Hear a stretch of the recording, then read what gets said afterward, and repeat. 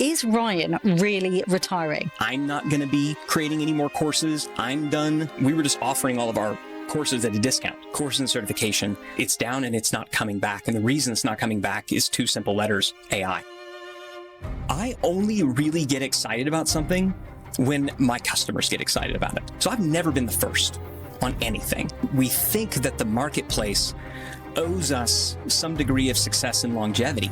It doesn't owe us a thing. The mistake that people make: don't hire for your weaknesses all the time, hire for your strengths. This is the first time that the business got to a point where I knew I was out of my depth. They should be paying for themselves that are gone. Making the money, yeah. And they know that. Are we demand constrained or are we supply constrained? Continuing to just promote the people who are within, it's impossible for you to really get any better. If you don't have time in your calendar blocked out for, you will get behind. This is not a technology that you can sleep on. This is not a technology that you should just sit back and let your team figure out. That's when people actually said what they thought. I have never in my career been more uncertain about the future than I am right now. Don't Work Harder is the show for entrepreneurs who are ready to catapult their business forward, because we believe it's not about working longer, harder, or smarter. It's about those braver moments. One bold move is worth 1,000 small steps. So rather than those small incremental movements that are moving you forward at a much slower pace, we're going to share with you the stories of successful entrepreneurs who've taken those big, bold steps to move them forward. This show is brought to you by Atomic, and I'm your host, Suman, and I'm here not only to share with you the stories of entrepreneurs and the success that they've had, but you'll also walk away with the insights of what they did at that exact moment when they made that change that moved their business forward. Have we got something very special coming up for you? This next episode is an Atomicon Special. This was filmed backstage at Atomicon earlier this year with some of our speakers and some of our guests. If you're interested in joining Atomicon next year, then head to our website. That's www.atomic.site, where you can be the first to see what keynote speakers we have and what breakout speakers we have, and grab your ticket. Don't Work Harder, the Atomicon Special. Today, I am so excited to speak to the man who not only practically owns the internet, but almost broke it recently with the announcement of his retirement and taking down of DigitalMarketer.com. Ryan Deiss, many of you might know him. He's a serial entrepreneur, he is a best-selling author, and he's also an investor who has built a $200 million holding company. We are so fortunate to have Ryan here with us today.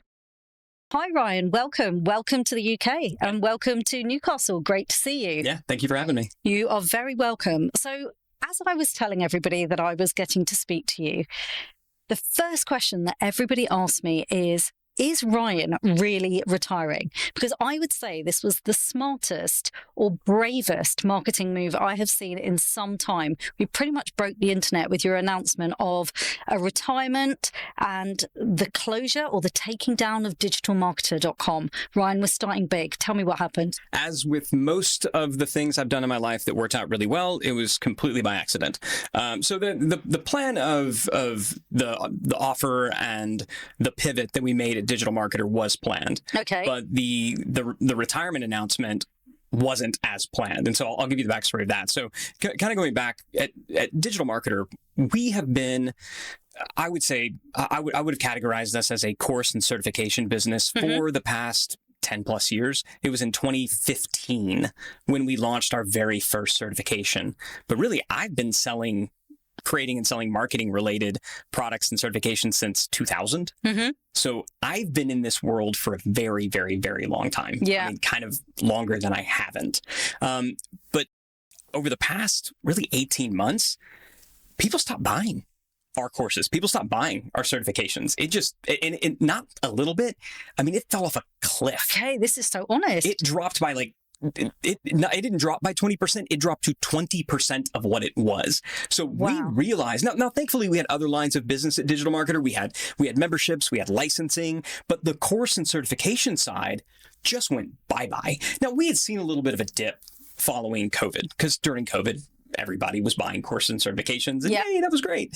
And afterwards, obviously there was a pullback, but over the last 18 months, oh my gosh, it was not good. And so we knew that we had to make a change. We knew that we needed to make a significant pivot. And so we were going to do that at DigitalMarketer. I'm happy to, share the pivot that we made, but I had decided, so we decided we were going to pull all of our courses and certifications off the market. Yeah. And it was funny because everybody thought, they're like, oh, this is just a gimmick. This isn't real. This is another one of those like going out of business sales. Like then you're bringing right back. It's like, no, we're pulling them off because you weren't buying them. So we knew we had to do something different. But the reason that I announced my retirement is the first email that was supposed to go out to announce this was just a single email where it's like, hey, by the way, we're pulling the course off the market. Also, I'm not going to be creating any more courses. I'm done doing this. And it was just supposed to be one email that was supposed to go out to our list announcing, and I'm not going to be producing any more courses because DigitalMarketer is out of the course business. I didn't think it was a big deal. I didn't think anyone would care, but I wrote the opening line for it. It was something along the lines of, I'm retiring from digital marketing and I'm taking DigitalMarketer down with me. And I knew that was a pretty strong hook. It's a good hook. Yeah. I was like, but I mean, I think a part of me was like, if I'm going to be done with this, I kind of want to show the world that like, I still got it. Like I can still write some copy. Okay. Yeah. I can still produce a hook. And then down below that was supposed to be an extended explanation of why we were doing what we're doing, why I was no longer going to be producing more courses, the change that we were making. Well, the person on our team who was responsible for actually sending out the email, he kind of made the decision at the last minute that all this pesky explanation was really going to hurt click-through rate. And so he sent out the first email with just the line of, I'm retiring from digital marketing and I'm taking my company DigitalMarketer down with me. Click here for details. And when you clicked on the link, it just went to a page where we were just offering all of our courses at a discount. And I remember thinking, that's not good. Like that looks really, really bad. Okay. If there's no explanation, it looks cheesy. It looks kind of scammy. It looks kind of sketchy. Okay. And so one, I kind of freaked out. I was like, what on earth happened? This is one of the things about having a team. Sometimes people on your team make certain decisions that make sense in isolation, but they don't make sense in other places. So kind of in a panic, I wrote this explanation about what I was doing and why I was retiring from digital marketing. I posted it to LinkedIn. I posted it to Facebook. I posted it to Twitter. But I did it just so that anybody who asked, really so that our customer care, if somebody came, emailed in and were like, what the heck, this is a scam, they could direct them out. I was trying to get ahead of people being grumpy about it. And I also had them take what was supposed to be at the bottom of the email and put that at the top of the sales page. Yeah. That wasn't originally supposed to be there. Okay. That was supposed to just be in the email. So I'm thinking, okay, dodged a bullet. Got it out quickly. We were able to respond. Only the first few folks on. And then I saw people start to comment. Honestly, I didn't think anybody would care. I did not think that the world would care that DigitalMarketer was getting out of the course business. I didn't think that anybody would care that I was retiring from the day-to-day at DigitalMarketer, that I was no longer going to be running it, that I was no longer going to be producing courses. I was wrong. People cared, which was kind of nice. It was kind of nice. It was kind of cool. And so what's almost the reading between the lines? So, because I mean, that's a great URL. That's a great domain, and I know we'll talk a little bit about your story and over the last few years, the decisions that you've made. But so what is the truth with what is going on with digitalmarketer.com? So the domain still exists. Yeah. Okay. DigitalMarketer is not going anywhere. And that was the thing I was saying. DigitalMarketer as a business is still going to be around. It's just no longer going to be a course and certification business, which is the business that it had been in for kind of ever. And the reason is because we realized that the course and certification business, specifically with marketing, course and certification, I just realized that it's down and it's not coming back. And the reason it's not coming back is two simple letters: AI. Because that's literally what I was going to ask you. Nobody wants to learn this stuff anymore. They just want it done for them. And the realization that I had is we've got all this great intellectual property. Instead of utilizing this intellectual property, instead of having these courses and trying to use these courses to train people, we should use these courses to train AI and then give people access to the AI. So what we did is we pivoted DigitalMarketer from a course and certification business to really an AI first business, to an AI enabled services business, and which for DigitalMarketer is a completely different business. I mean, it's a fundamentally different business than the one that it was in before. So the business is still around, but it's sort of like IBM saying, we're no longer a computer company, we're now a consulting services company. Sure. And it was a really big shift for us. Yeah. And for me, it was a really big shift too. People are like, oh, so you're not really retiring, you're still working. It's like me saying after, basically 20 some odd years of creating marketing courses that I'm not going to create another marketing course. Yeah. That's as close to retirement as I'm ever going to get. Sure. And the alternative is you'd have written a post that said pivot. Probably wouldn't have had quite the same amount of attention. No. And I knew that it was provocative. And one of the points that I wanted to make is we're marketers here.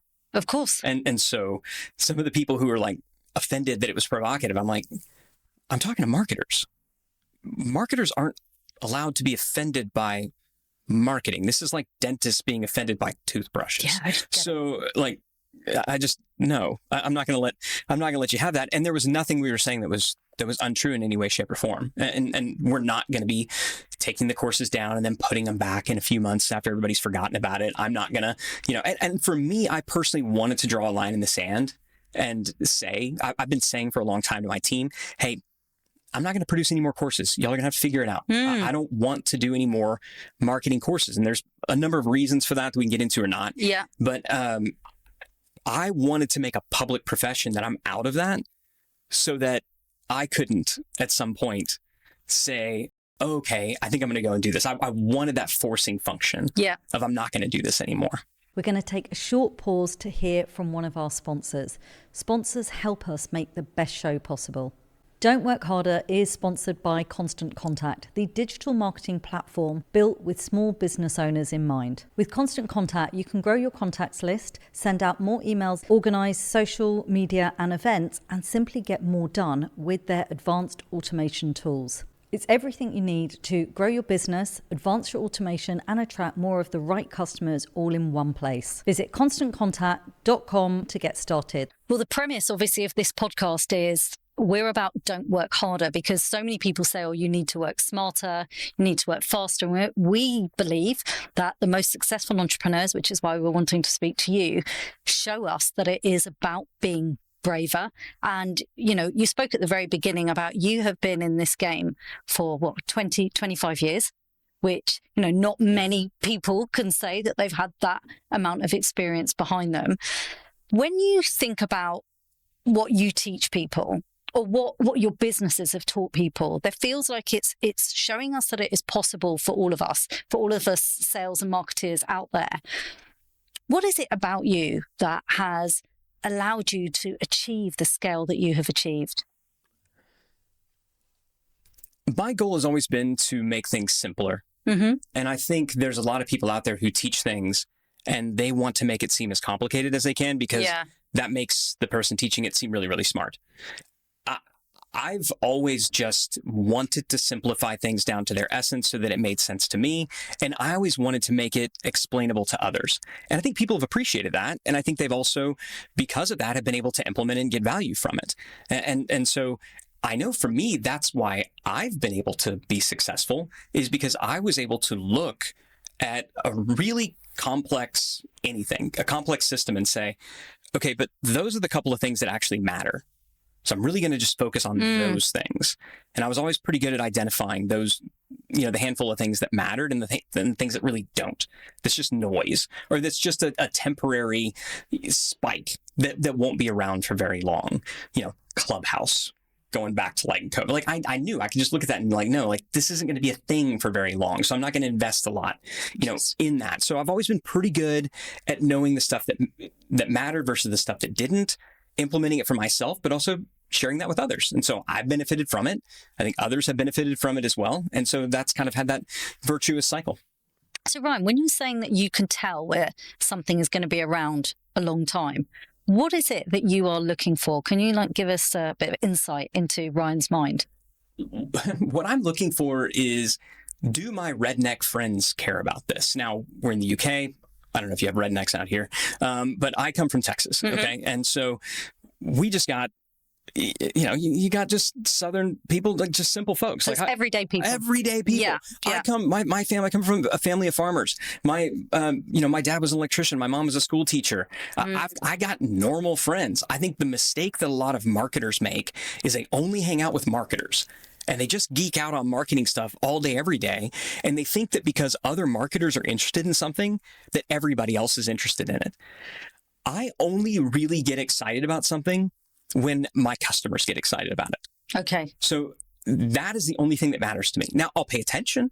I'll keep my eyes open. I'm not going to bury my head in the sand, but I'll really only start to go all in on something when I can tell that the people that I'm looking to connect with, that they're starting to take notice. So I've never been the first on anything. I've never desired to be the first. I was not the first in, Facebook or Twitter or any of this stuff. I've never been the first, but I've always been there when everybody else was showing up. So I always got to observe. It was kind of the best of both worlds. I got to observe what all the first people were doing. And I got to sit back and see what's working, what isn't working, what makes sense, and take notes and do my own little experiments. And then as soon as the masses showed up, I was there ready to go all in. And so to me, it's just, let's not get excited about something just because your peers are excited about it. I think all too often we do marketing to impress our peers. We want to win awards to impress people. It's like, no, I want to impress my customers, and I'll know that they're impressed when they give me money. That's the ultimate sign of respect in business. So you look for an opportunity based on, does this feel like it is going to have scale? Is it going to reach more than just the early adopters or the first few people? So bearing that in mind, when you were looking at DigitalMarketer and you had realized that I don't want to keep creating courses, and the stats were showing that certifications and online courses were not getting the same traction as before, what did you do within the business? Because I guess for me, the first thing I would think is, well, let's find out why and let's try and fix it so that we can suddenly start selling more again. So where did you go with that when the statistics were shared with you and you could see where it was going? Well, what we did at first was I met with my leadership team and I was like, what do we do now? I mean, because it doesn't seem like our core business model is working. And we've had pivots over the years at DigitalMarketer. DigitalMarketer, again, it's been around for a while. It's a 10-plus-year-old brand. And not all brands get a decade. And I think that's important to remember. Oftentimes, we think that the marketplace owes us some degree of success and longevity. It doesn't owe us a thing. And so I put out to the team, hey, maybe we just let this thing die a slow and profitable death. Maybe we just pull back. Maybe we just acknowledge that it will never be as big as it once was. Its best years are behind it. And we just stop investing as much in new customer acquisition. And we just kind of let our membership attrition out and just let that be that. We had actually basically decided that that's what we were going to do back in February. Because I didn't have any other ideas. Only February of this year. February of this year. Okay. Because I didn't have any other ideas, and neither did anybody else on the team. And we had tried plenty of other things. We had rolled out different courses. Let's try coming up with different offers, and nothing was really working. Yeah. And even if it worked, it didn't work as well as it did before. And so that's why I love to say, don't work harder. Yeah, if it's always hard, like I'm not opposed to hard work. But if everything that you're doing, if the marketplace never says, oh yeah, I like that, you're missing. Like, try something different. Because when you figure it out, the problem that you have is keeping up with demand. It's a different problem, but it's definitely its own problem. But I mean, everything was just running in sand uphill. And I knew, like, we're not there. We're not there. And I wasn't going to work 10 times harder for half the result, which is kind of where we were. And so, yeah, that's basically the decision that we made in February. Now, at the same time, I've decided that I need to do more with my personal brand. I've never really done a lot with my personal brand. I've always preferred to be more behind the scenes. And I've been out there. I've been a public figure, but I've never liked it that much.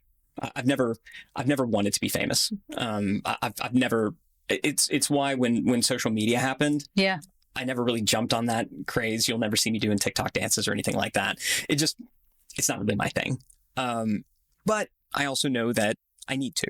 So I talked to a friend of mine who just happens to be really, really good, a name that most people listening would know. And he said, look, here's my course, go through it. And I was like, okay. And it was on building personal brand. Building personal brand. Okay. Kind of coming up with your personal brand. And he sent me over the course and I looked at it and it was 6.5 hours of content. I'm like, oh, God dang it. I don't have Busy time. person. Yeah. I don't have time to go through 6.5 hours of content. And it hit me. It's like, I actually do have time to go through 6.5 hours of content. I could make the time. And if I'm feeling this way, then what are our customers feeling? They're obviously feeling this as well. So it was kind of further validating that like, maybe we're in the wrong business. But what I did, I said, okay, I've been working with AI. I've got an idea. I took the course. I had it transcribed, ran it through a transcription service, took all the transcriptions, and I created a project in ChatGPT, and I uploaded them all as assets in the project. And I said, you are now an expert in this course. I basically trained ChatGPT on my friend's course. So now ChatGPT is basically smarter than my friend. And the reason I say smarter is because when I ask my friend questions, guaranteed there's things about his expertise that he's forgotten. Okay. I know right now somebody could ask me a question about a book I wrote or about a course I did, and there's stuff in there I've forgotten. Yeah. Right? ChatGPT has never forgotten anything.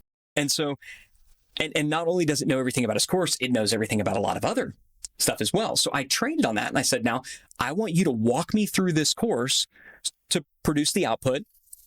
And so let's go. In about 45 minutes, I had the output, everything that I wanted to scale my personal brand. And it took me 45 minutes. Wow. In total, not 6.5 hours of consuming the course plus time working on it. And that's when I realized this is the business that digital marketers should be in. We've got so much great content. Instead of trying to get people to go through these courses, instead of trying to take the courses to train the people, let's use the courses to train AI and give the people access to our trained AI. Because AI out of the box is smart, but it's not that smart. AI out of the box, I like to say it's a sophomore philosophy major. Like it's pretty smart, but it's also a little overconfident. So I feel like we've got two angles there. I definitely want to speak to you about AI, but I want to go back to personal brand. So you were saying there, Ryan, that you realize after 25 years of building businesses to the scale that you have and having people say that Ryan practically owns the internet, what was it about personal brand that you recognized needed to be a priority and why? I just wasn't very intentional with it. One of the things I believe everybody has a personal brand. Yeah. It's just some personal brands are more intentional than others.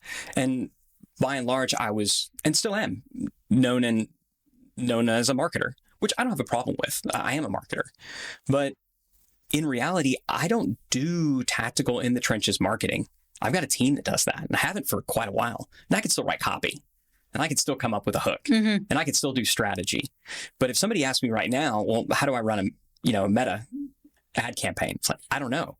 My team took my login away because I would go in there and play with stuff and break things. So when it comes to the tactical aspects of marketing, that's not really who I am anymore. Yeah. Most of my time is spent operating and scaling companies, sure, acquiring businesses. And yet that aspect of my personal brand isn't out there. And so it was more, I need to get intentional about the analogy that I use. And this is not a great analogy, but Matthew McConaughey, right? Yeah. My fellow Texan Austinite, when he made the pivot in his acting career from being like the rom-com guy, the romantic comedy guy, to being, I want to be a serious actor, he had to say, I'm not going to do any romantic comedies anymore, so that he could then be perceived. And for a couple of years there, nobody really knew who he was because he needed to be in. This was kind of my McConaughey rom-com moment. I had to sort of say, great analogy, just considerably less attractive and charismatic. Not for me to comment, obviously. I know you're a happily married man. Let me ask you a question then, Ryan. So that's 6 hours of content that ChatGPT, other AIs obviously do exist, created 45 minutes of content for you to be able to digest and understand what your personal brand needed to be.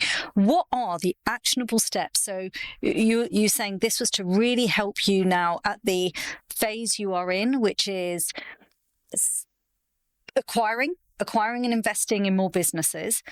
Is that right? Is that an accurate way for me to say that is the objective of what is at the end of this building of the personal brand? Yeah, most of what I do right now is I'm in the my goal right now is to partner with business owners to do acquisitions, investing, and exit those businesses. It's essentially more of a private equity type model. And so when you think about what you specifically need to do for your personal brand, what is it, and how does that differ from someone who is the founder still of obviously a number of businesses under your portfolio? What's the biggest difference now in how your personal brand's going to show up? So if somebody were to search for me, and that your personal brand is what Google says it is still to this day. And so if somebody were to search for me, are they going to see Ryan Deiss, the marketer, the guy who owns DigitalMarketer.com, or are they going to see Ryan Deiss, the business person, the founder and CEO of the scalable company, the guy that has a $200 million holding company? It's now finally getting to the point that it's the latter. But it's been a lot of work. And so what that has been, it's what's on YouTube. What are you putting out there? What's that those main pieces of content that you're putting out there that you're looking to amplify, that you're talking about. So I've been very intentional, funny enough, about not talking about marketing, even though I still love marketing. Like I love that I'm here talking about marketing. It still is my first love. And I'm still very passionate about marketing, but I've had to be very intentional about not talking about marketing because I don't want to amplify that aspect of my personal brand. I want to amplify more the business side. And so what's cool is now at the scalable company, which is essentially the sister brand of DigitalMarketer, where we talk way more about scaling and operations and that side. We've got clients over there who don't know anything about DigitalMarketer, and they don't know anything about my marketing background. And so they'll have a challenge that's marketing related. I'll say, oh, we can help with that. And they're like, oh, you know something about marketing too? So they know you as the operating systems people. Exactly. And what I think in my mind is, yes. Okay. That's awesome. Yeah. I'm not offended in the least because that means that it's starting to work. So it's just purely if somebody Googles you, what do they see? Yeah. And now if they Google me, they're hopefully going to more see the operating system guy.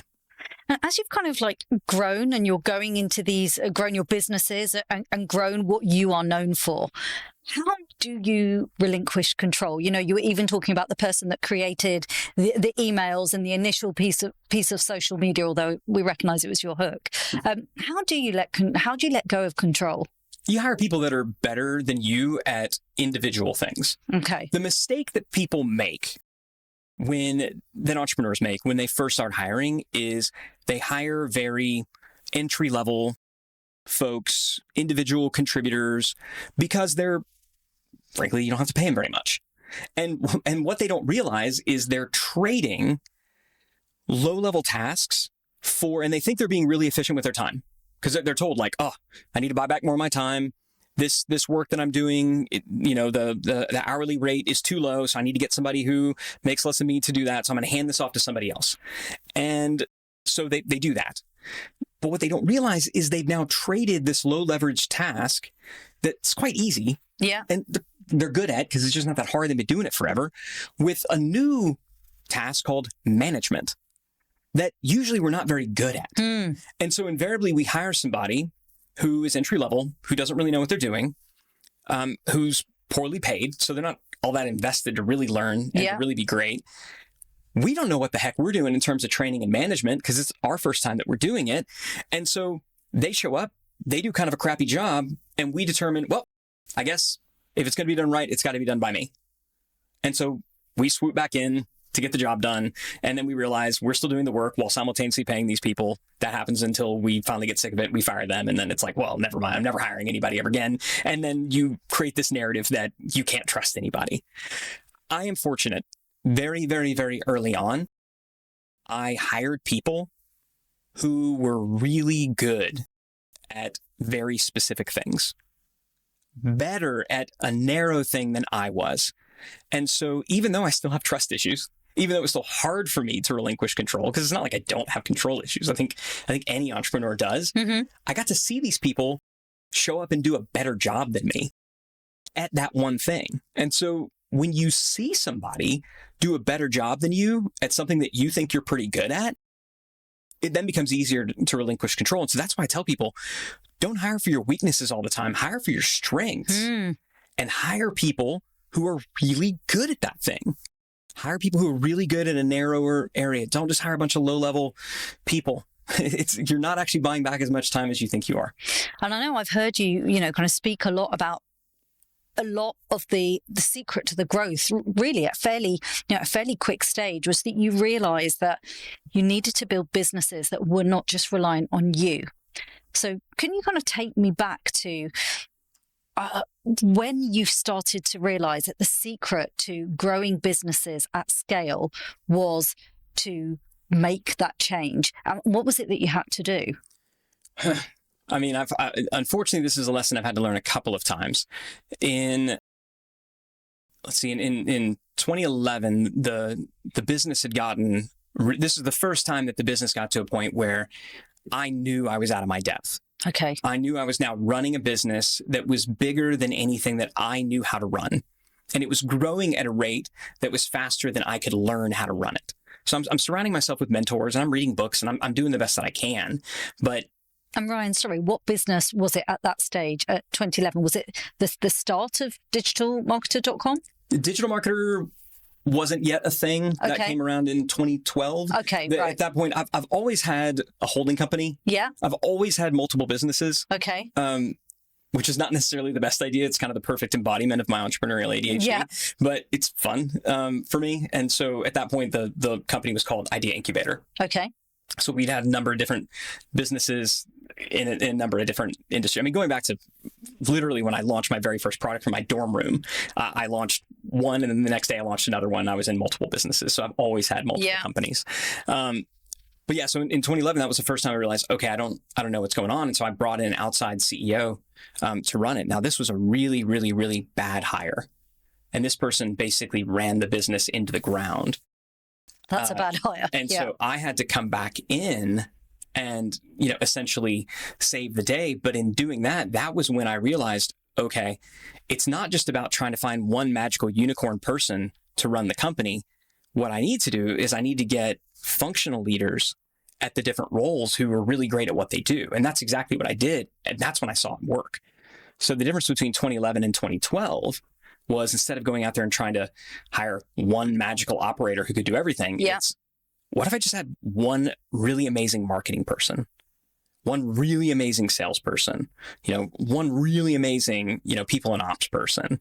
And once I saw these folks start to do and really own their roles across different departments and companies, that's when it took off. So that was the first time that I got to, see that lesson and realize the only way that this thing is going to scale is if there's other people thinking about it besides me. And how do you balance that with the fact that obviously costs surely would have gone up? If you were suddenly hiring more people, you said the business was potentially being run into the ground. How do you get that balance between investing more money into the business when actually at that time the business was needing to probably be in more profit? Great people pay for themselves really quickly. Okay. And again, this is a mistake that people make, is when you hire low-level folks, they have to be trained. And that takes time. And they've got to figure some stuff out, and that takes time. And usually the work that they do is fairly low leverage work. And so you don't really see a lot of impact from what they do. If you bring somebody in, a head of sales, for example, you bring in a head of sales, within 60 to 90 days, they should be paying for themselves as they're gone. Making the money, yeah. And they know that, right? They know that. Same with the marketing person. So just about every single one of these roles should be accretive. So it should pay for itself. And as long as what you're doing is you're asking yourself, okay, right now, what is the biggest bottleneck, the biggest constraint in this business? Are we demand constrained, or are we supply constrained? Demand constrained. We need more leads. We need more customers. Supply constrained. Please don't give us more leads and more customers. We can't fulfill the ones that we have. Okay. Those are the two fundamental constraints of any business. If you know which one of those two that you have, and you set about solving it through people and systems, as soon as you solve it, the business makes more money. And it shouldn't just make more top line, it should make more bottom line. So whoever comes in and solves that, if you're at any level of scale, they should pay for themselves. And the reason that I love talented people is they come with a 12-month finance plan. You bring somebody in, and let's say you're paying them 150,000 pounds a year, right? you don't pay them that day one. That's very true. You get to pay them over 12 months. Yeah. So they're going to come in and they're going to make an impact. And if you're bringing a high impact person in, they're going to make a big impact. It's just not what most people do. They say, oh, I'm tired. I'm burnt out. I know. I'll hire a couple people so that I can have more time because then I can do more work. It's just not how it works. Because when you hire those people, again, whatever work you gave them, you now have a new job called managing those people. So you didn't free up as much time as you thought you did. And it's interesting because that's one of the first things that you hear people say when they scale. Normally it's like when you've just reached your first 6-figure and then you're starting to get in more employees. And actually one of the first things that you hear people talk about is, now I've got the management issue. So bearing that in mind, how different does it feel now when you've got, potentially hundreds of employees? So going from those first direct reports that you bring in to now having hundreds and hundreds of people, many will be reporting into people who report into people who report into you. How does it change? For me, it doesn't change at all. Okay. The difference to me when I've got a team of, let's say, 40 to 50 versus a team of 200, nearly identical, because I'm still going to have the same functional leaders reporting to me. Okay. They're going to have depth below them. Right. So it changes a bit for them. Doesn't change much for me. Now, when you have, let's say, 10 people on your team, now you probably don't have the same caliber of leadership talent reporting into you because you just don't need it. You probably have people who are more, they're in the trenches doing the work. Yeah. They're not necessarily having to be team builders. But if you've got somebody in a role who is a director level role or, VP level role, they're expected to be able to build an organization underneath them. They own that particular, they own that particular function, that business function, which means you don't. So I don't have to think about that anymore. And so whether they have 3 people underneath them or 30 is largely irrelevant to me. It doesn't change because none of those people all of a sudden mean that there's more people reporting to me. Yeah. I still have that same one person. And if it's any different, then that means you've got the wrong person reporting to you at that level. It means you've got somebody reporting to you at that level who probably Peter Principle. Peter Principle, if you don't know, is just good people will always be promoted to the level of their own incompetency. So if you got a good person, it's like, you're doing a great job. I'm going to promote you. And you just keep promoting somebody until they get to a point where it's like, I don't know how to do the job anymore. Yeah. I mean, it happens at every company. Yeah. And it's the hardest thing in the world. If you want to scale quickly, you've got to bring people in who have already done the job, which from the inside looks like disloyalty. But in reality, if all you're doing is continuing to just promote the people who are within, it's impossible for you to really get any better at any rate of speed because you're only ever going to be as good as the people who are there today and the pace at which they are learning, which is going to really slow down when things get busy. This is probably like the best masterclass or webinar we could have. I'm like soaking in this information and, I know there is so much knowledge and expertise, but for us to be able to demonstrate to somebody who dreams of the trajectory that you've had or is at some point along that journey, like this is just so incredible to be able to kind of like hear how you think it through. I would love to just touch on AI. I should probably more than touch on it, but for the purposes of this podcast, how as a business does your business keep ahead of businesses keep ahead of such fast moving technology? It's hard. Yeah. And I'll tell you, I have never in my career been more uncertain about the future than I am right now. It's weird. Yeah, it's wild. It is weird, changing right? so fast. And so what I'm reminded of is it's that old analogy. There's 2 guys in the woods, walking in the woods, and all of a sudden they see a bear and the bear starts chasing him. And one guy, leans over to start to tie his shoes, and his buddy's like, "What are you doing? We got to run from the bear. We got to outrun the bear." He's like, "I don't have to outrun the bear. I just have to outrun you." I'm reminded of the fact that you don't have to know everything that there is to know about AI. You just have to know a little bit more or as much as your competitor. And I will tell you, everybody out there right now, and it's why I want to say to everybody, I want them to hear, like, we are absolutely investing a lot in this. I'm spending a lot of time in this. I still have no clue what's going to happen tomorrow. So if you're confused, if you feel uncertain, you're in really good company. So don't be discouraged by that. Just keep your eyes open and just keep watching what's going on, because all you have to be is a little bit faster and better than the people next to you, and you're going to be fine. Because if you're looking around, you will adapt. But boy, it's happening really, really, really quickly. And there's a lot of businesses that are going to go to zero. But as with any technical innovation, what happens for the majority of them is everybody gets bigger, everybody gets better, everybody gets faster, everybody gets more efficient. So I think netting out, it's going to be great for everybody. But right now we are in a period of uncertainty that is the likes of which I've never seen. And I've been around this world for a while. I've seen a lot of change out there in internet land, and I've never seen anything like this before. But I'm just thankful that I don't have to be an AI expert. I just have to be as knowledgeable or a little bit more knowledgeable than my ordinary competitor. And they're so astoundingly ordinary.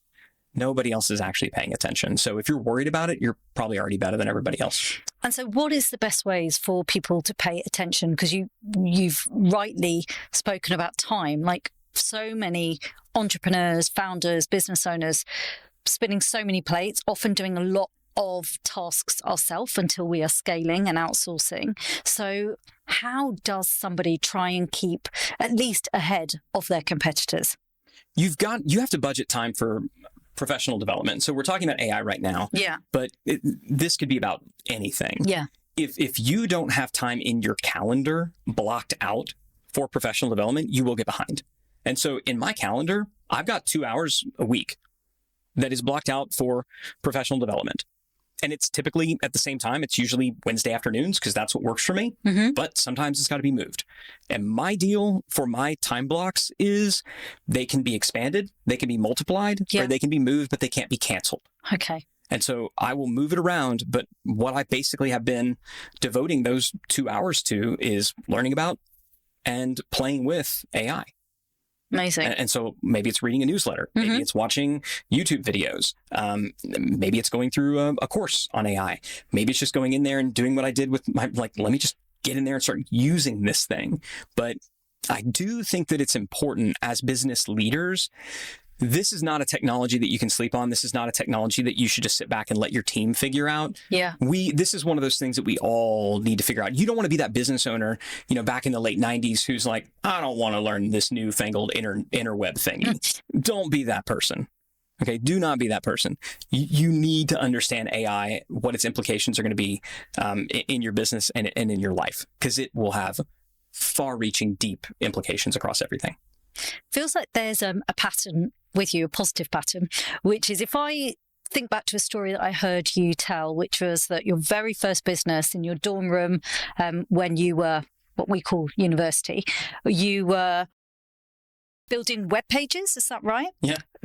And for a number of reasons, you ended up helping somebody by creating and selling their ebooks. So you went from web designer to selling ebooks. And now you talk still at this scale we're at 25 years on, about pivoting. And I feel like that is the ultimate demonstration of somebody who is willing to make that move and do something that's not always connected. What do you think it says about you as a serial entrepreneur in terms of when we think about your bravery to make decisions that might not be connected, might not seem logical? Yeah, I appreciate you calling it brave. I don't know. To me, it's been logical. Okay. So I have, and a lot of this comes from maybe not having any actual business training. I didn't go to business school. Maybe had I gone to business school, I would have learned, the quote unquote right way to do it. But for me, I've never defined my business by what we sold or the way we sold it. And so people who define their business as, we're a retailer, or we're a wholesaler, or, we're direct to consumer, or we're SaaS, or, I've never really defined my business that way. I've always defined my business by the people I served. Right. So it's always been customer centric. Okay. So all I was ever doing was following them where they were going. So if they decided that they no longer liked what I was selling them, I was going to set it on fire. It didn't matter to me. I had no loyalty to the products that we sold, the services that we delivered, the business model that we had. That was not I was in the business of serving this particular type of audience. And if you go and look at all the best businesses in the world, that's kind of what they've done. Coco Chanel started with the little black dress. She didn't say, I'm just only going to be in the little black dress business. It's I'm going to serve this type of woman. Now compare that to, Kodak, that decided that they were in the film business, even though they had digital photography. They owned that intellectual property, but they wanted to keep it down because it was going to impact their quote unquote real business, which was the film business. That's dumb. They should have said, no, we're in the business of serving photographers. And so the second that they wanted digital, they should have been the first to set the film on fire. But they didn't do that. So to me, again, I appreciate calling it brave. To me, it was just logical. I was just following where they were going. That's all I've ever done. And most recently with DigitalMarketer. Same. It's like, we're taking all these products off the market. Like, how could you do that? You've invested so much in that. Because they don't want it anymore. It's what the customer wants. They told us they don't want anymore. What do they? And when I didn't know what they wanted, that's when I said, well, I guess we should let this business die because we no longer know how to serve them. Let's clear the way and make room for someone who does. Now, as soon as we came up with an idea to serve them, we're back in it, baby. Like, let's do this thing. And it worked. We had the best promotion that we've had in years. Reinvigorated the brand, reinvigorated the membership, created a surge of cash. Everything was great because we gave the people what they wanted. And on that, when you think about the key factors that help you understand, so what they didn't want was what you closed, and then you look at, well, what do they need now? What things do you do as business owners to ensure that you get it right? I talk to my customers. Okay. And I'll listen to them. So I haven't really talked about this before, but we owned started an event, marketing event, traffic conversion summit. Long time ago, sold it in 2018, and didn't run it. And the people that bought it killed it, which is a bummer. But for years, I stationed team members in the bathrooms because that's when people actually said what they thought about the event. So I would have team members, and they didn't necessarily love to be stationed in the bathrooms, but I would have team members, have some guys in the men's room, have some, ladies in the ladies' room, listening, because that's where people actually talked about what were the sessions they liked, what were the sessions that they didn't like. For a while, we had a business in the survival and preparedness space. We acquired a local retail business that was in the same space that was basically operating at break even. The only reason we acquired that business, well, there was two. One, because it allowed us to buy different products wholesale. But the main reason why I wanted it is because I wanted to go and set up in that business, kind of walk around and just listen to the conversations that people were having, the types of products they wanted to buy, the way that they describe things. Nobody wants to ever talk to their customers anymore. It's like they're afraid to do it. I always just wanted to talk to my customers. And I get it. I'm an introvert. I don't necessarily want to go out there and talk to strangers, but I was always curious about what people thought and what they wanted and the way that they described things. And from a marketing perspective, from a copywriting perspective, I only ever sought to just speak back to them the things that I heard. They're like, oh my gosh, how could you come up with such great copy? It's like, I just repeated what I heard them say. Which is where the logic really makes sense. Yeah, I don't think that there's anything that I've done that was that smart or that brave. I just think that I listened better than most. I think I paid attention better than most. And I don't think I'd ever tried to have a lot of my own ideas. And when you talked about, you set 2 hours out in your week, which is non-negotiable. It might move, but it's non-negotiable in terms of your personal and professional development. What does the rest of your calendar look like at this stage for you? Sure. So at least I've got 4 hours a week that I set up as focus blocks. So that's 2 hours over 2 days. Mm-hmm. It doesn't mean I'm not working, but those hours are days that I really want to make sure that I'm going to tackle what I call my big three. So on Sunday evening, I pick out what are the 3 things that if I only get these 3 things done, I'm going to be able to say it was a good week. And I want to make sure that I can get those 3 things done in those 4 hours. And that sounds like, well, that's not very much time, but most people don't actually work 4 hours of focus time. Yeah. They don't. And what I found is if I can have 4 hours of focus time, I can get enormous amounts of high leverage quality work done. So I've got that. And again, very often it expands. Sometimes I can get multiple focus blocks in. Sometimes they move around because stuff happens, but I'm going to get those in. I've got my 2 hours of where I'm doing my personal development. I've got 2.5 hours where I'm doing people time. And so people time is a combination of internal, so meeting with one-on-ones with executive leadership. But I'm also spending at least 30 minutes in a week, which isn't a lot, but it's enough. Doing proactive outreach to strategic partners and people who I know. And sometimes it's just a quick text being like, how's life? As simple as that sounds, just connecting with people who you know is really, really important. And I've got to block it in because I'm so astoundingly bad at it, just to do it naturally. Yeah. So that's a part of my week. And then I actually block in times when I'm going to do strategic thinking. Mm-hmm. So here's 90 minutes where I'm just going to think about the future of the business. That is usually Monday afternoons because Monday mornings is when we do meetings. So as a company, we've got our leadership team. That's when we're reviewing scorecards. So I get a snapshot of how the different businesses are doing. And then I can spend Monday afternoon just thinking about, okay, what do I do now? And I don't go into it with any agenda. It's just, what do I think? So in any given week, I usually have 12 to 20 hours blocked off. And then I want the rest to be a fair bit of white space. I want to allow for serendipity. I want to allow for just stuff to expand. I wish it worked out that way all the time. Yeah. And there's some weeks where I'll put in 80, 100 hours. There's some weeks where I don't work at all. There's no week ever follows the same rhythm, but I get those things done in every week. And that's what's important for me. I can't show up and just do the same stuff every week. My calendar doesn't allow for it. My kids' calendar doesn't allow for it. But if I can get the same stuff done, then I find that I'm very productive. And do you make sure your phone is far away and your phones are all switched off when you are in that focus time? Like, how do you stick to that focus time? Definitely. I set the phone away. Yeah. And if I don't. Yeah. That's why I asked. Goodbye. Yeah. Toodles. It's no longer a focus time. The other thing I've got to do is I've got to close all my tabs. Yeah. And open a window that's only the thing that I'm working on. Very good tip. Yeah. That's the other thing. I close my office door and just get to it. And I set a timer and it's a race. I also know exactly what I'm going to work on.